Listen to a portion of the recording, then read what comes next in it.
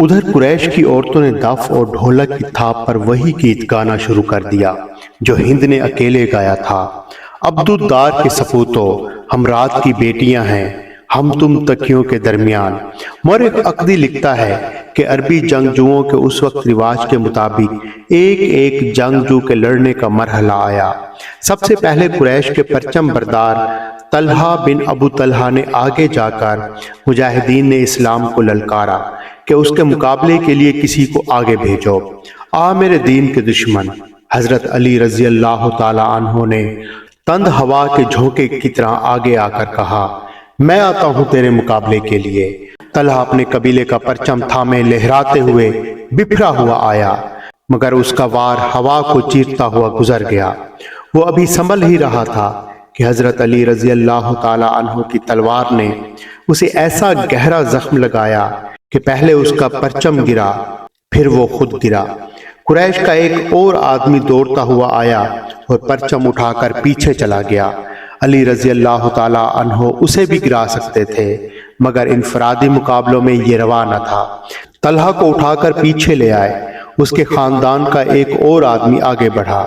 میں انتقام لینے کا پابند ہوں، وہ للکار کر آگے گیا۔ علی، آ میری تلوار کی کاٹ دے۔ حضرت علی رضی اللہ تعالی عنہ خاموشی سے اس کے مقابلے پر آ گئے۔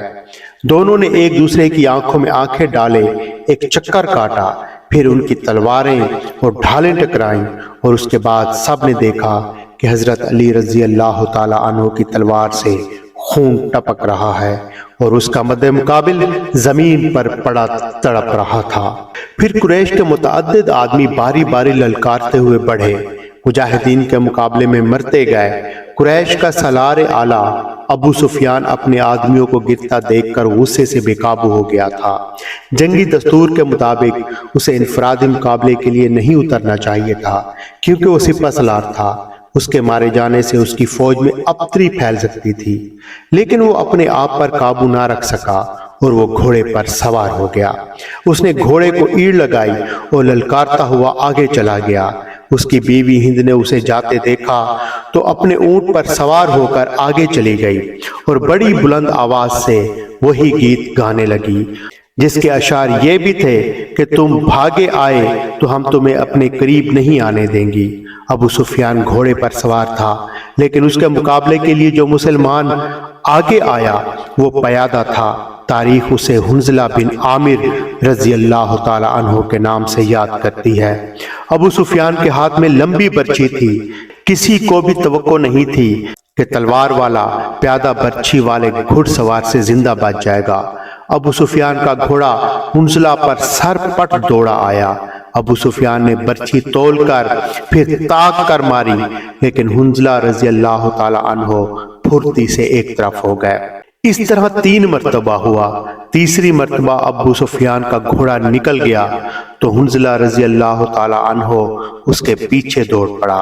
گھوڑا رک کر پیچھے کو مڑا تو حنظلہ رضی اللہ تعالی عنہ اس تک پہنچ چکا تھا۔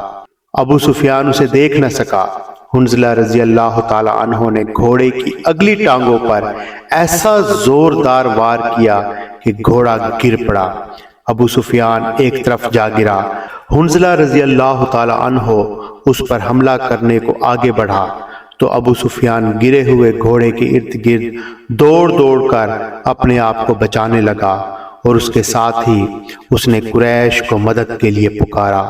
قریش کا ایک پیادہ دوڑا ہوا آیا۔ مسلمان اس غلط فہمی میں نہ رہے کہ یہ آدمی ابو سفیان کو اپنے ساتھ لے جائے گا، لیکن اس نے بے اصولی کا مظاہرہ کیا۔ پیچھے سے حنظلہ رضی اللہ تعالی عنہ پر وار کر کے اسے شہید کر دیا۔ ابو سفیان اپنی صفوں میں دوبارہ سے بھاگ گیا۔ آخری مقابلے کے لیے قریش کی طرف سے عبد الرحمن بن ابو بکر آیا۔ مورخ عقدی نے یہ واقعہ اس طرح بیان کیا ہے کہ عبد الرحمن بن ابو بکر کی للکار پر اس کے والد حضرت ابو بکر صدیق رضی اللہ تعالی عنہ، جو اسلام قبول کر کے رسول اللہ صلی اللہ علیہ وآلہ وسلم کے ساتھ تھے، تلوار نکال کر اپنے جوان بیٹے کے مقابلے کے لیے نکلے۔ آگے مسلمان باپ کے کافر فرزند حضرت ابو بکر صدیق رضی اللہ تعالی عنہ نے للکار کر کہا، رسول کریم صلی اللہ علیہ وآلہ وسلم نے دیکھا کہ باپ بیٹا مقابلے پر اتر آئے ہیں تو آپ صلی اللہ علیہ وآلہ وسلم نے دوڑ کر حضرت ابو بکر صدیق رضی اللہ تعالی عنہ کو روک لیا۔ تلوار نیام میں ڈالو ابو بکر، رسول کریم صلی اللہ علیہ وآلہ وسلم نے فرمایا، اور ابو بکر صدیق رضی اللہ تعالی عنہ کو پیچھے لے گئے۔ خالد کو جنگ کا شور و گل اب بھی سنائی دے رہا تھا، وہ منظر اس کی آنکھوں نے اپنی پلکوں میں محفوظ کر رکھا تھا۔ انفرادی مقابلے ختم ہوتے ہی مسلمانوں نے قریش پر حلہ بول دیا۔ رسول اکرم صلی اللہ علیہ وآلہ وسلم نے احد کی پہاڑی کو اپنے عقب میں رکھا ہوا تھا، اس لیے مجاہدین اسلام کو عقبی حملے کا خطرہ نہیں تھا۔ آمنے سامنے کا مارکا خون ریز تھا۔ مسلمانوں کی نفری بہت تھوڑی تھی، اس کمی کو انہوں نے جذبہ تیغ زنی کے کمالات سے پورا کر دیا۔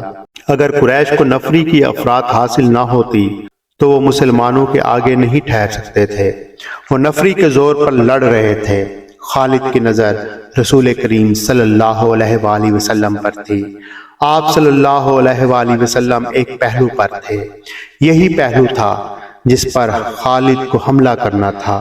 اب کہ اس نے اپنے سواروں کو یہ حکم دیا کہ وہ گھوڑوں کو سر پر دوڑاتے تنگ راستے سے نکل جائیں اور مسلمانوں کے پہلو پر حلہ بولیں، مگر عبداللہ بن جبیر رضی اللہ تعالی عنہ کے 50 تیر اندازوں نے سواروں کو اس طرح پسپا کر دیا کہ وہ چند گھوڑے اور زخموں سے کراہتے ہوئے گھڑ سواروں کو پیچھے چھوڑ گئے۔ مارکا عروج پر تھا، صرف ایک آدمی تھا جو لڑ نہیں رہا تھا، وہ میدان جنگ میں برچھی اٹھائے یوں گھوم رہا تھا جیسے کسی کو ڈھونڈ رہا ہو۔ وہ وحشی بن حرب تھا، وہ حمزہ رضی اللہ تعالی عنہ کو ڈھونڈ رہا تھا۔ حمزہ رضی اللہ تعالی عنہ کو قتل کرنے کے لیے اس کے لیے 2 انعام تھے، ایک یہ کہ اس کا آقا اسے آزاد کر دے گا، اور دوسرا ابو سفیان کی بیوی ہند کے وہ زیورات جو اس نے پہن رکھے تھے۔ اسے حمزہ رضی اللہ تعالی عنہ نظر آ گئے اور وہ قریش کے ایک آدمی سبا بن عبد العزا کی طرف بڑھ رہے تھے۔ عرب میں روایت تھا کہ ختنہ عورتیں کیا کرتی تھیں۔ مورخ ابن ہشام کے مطابق اسلام سے پہلے ہی عربوں میں ختنے کا رواج موجود تھا۔ حمزہ رضی اللہ تعالی عنہ نے جس سبا کو للکارا تھا اس کی ماں ختنہ کیا کرتی تھی۔ ختنہ کرنے والے کے بیٹے حمزہ رضی اللہ تعالی عنہ نے اسے للکارا، ادھر آ اور مجھے آخری بار دیکھ لے۔ سبا بن عبد العزا حمزہ رضی اللہ تعالی عنہ کی طرف بڑھا، غصے سے اس کا چہرہ لال تھا، وہ تلوار اور ڈھال کی لڑائی کا ماہر تھا۔ حمزہ رضی اللہ تعالی عنہ بھی کچھ کم نہ تھے، دونوں ایک دوسرے کے قریب آئے اور ایک دوسرے پر وار کرنے لگے۔ دونوں کی ڈھالیں وار روک رہی تھیں، وہ پینترے بدل بدل کر وار کرتے تھے، لیکن ڈھالیں تلواروں کے رستے میں آ جاتی تھیں۔ اس وقت وحشی بن حرب جھکا ہوا آہستہ آہستہ اس کی طرف بڑھ رہا تھا، اسے زمین اور جھاڑیوں نے اوٹ دے رکھی تھی۔ حمزہ رضی اللہ تعالی عنہ اپنے دشمن کی آنکھوں میں دیکھ رہے تھے، سبا کے سوا انہیں کچھ بھی نظر نہیں آ رہا تھا۔ وحشی ان کے قریب پہنچ گیا، برچھی نشانے پر پھینکنے کا وہ ماہر تھا، وہ اتنا قریب ہو گیا جیسے اس کی برچھی خطا نہیں جا سکتی تھی۔ وہ اٹھ کھڑا ہوا اور برچھی کو ہوا میں تولا، پھر اسے پھینکنے کی پوزیشن میں لایا۔ حمزہ رضی اللہ تعالی عنہ نے سبا پر یکے بعد دیگرے تیزی سے 2-3 وار کیے۔ آخری وار ایسا پڑا کہ حمزہ رضی اللہ تعالی عنہ کی تلوار سبا کے پیٹ میں اتر گئی۔ حمزہ رضی اللہ تعالی عنہ نے تلوار اس کے پیٹ سے اس طرح نکالی کہ اس کا پیٹ اور زیادہ پھٹ گیا اور وہ حمزہ رضی اللہ تعالی عنہ کے قدموں میں گر پڑا۔ حمزہ رضی اللہ تعالی عنہ ابھی سنبھلے ہی تھے کہ وحشی نے اس پر پوری طاقت سے برچھیاں پھینکی۔ فاصلہ بہت کم تھا، برچھی حمزہ رضی اللہ تعالی عنہ کے پیٹ میں اتنی زیادہ اتر گئی تھی کہ اس کی انی حمزہ رضی اللہ تعالی عنہ کے پیٹ سے آگے نکل گئی۔ حمزہ رضی اللہ تعالی عنہ گرے نہیں، انہوں نے ادھر ادھر دیکھا، انہیں وحشی دکھائی دیا۔ حمزہ رضی اللہ تعالی عنہ برچھی اپنے جسم میں لیے ہوئے وحشی کی طرف بڑھے۔ وحشی جہاں کھڑا تھا وہیں کھڑا رہا۔ حمزہ رضی اللہ تعالی عنہ 4-5 قدم چل کر گر پڑے۔ وحشی ان کے جسم کو ہلتا جلتا دیکھتا رہا۔ جب جسم کی حرکت بند ہو گئی تو وحشی ان تک آیا۔ وہ شہید ہو چکے تھے۔ وحشی نے ان کے جسم سے برچھی نکالی اور چلا گیا۔ اب وہ ہند اور اپنے آقا جبیر بن مطعم کو ڈھونڈنے لگا۔ خالد کو وہ معرکہ یاد آ رہا تھا کہ اس کے دل پر بوجھ سا بڑھتا جا رہا تھا۔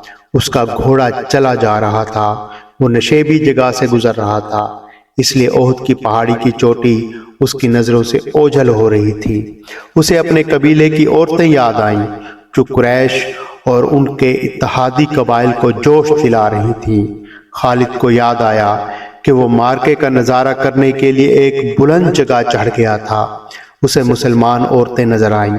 مسلمان اپنے جن زخمیوں کو پیچھے لاتے تھے انہیں عورتیں سنبھال لیتی تھیں، ان کی مرہم پٹی کرتیں اور انہیں پانی پلاتی۔ مسلمانوں کے ساتھ 14 عورتیں تھیں جن میں حضرت فاطمہ رضی اللہ تعالی عنہا بھی تھیں۔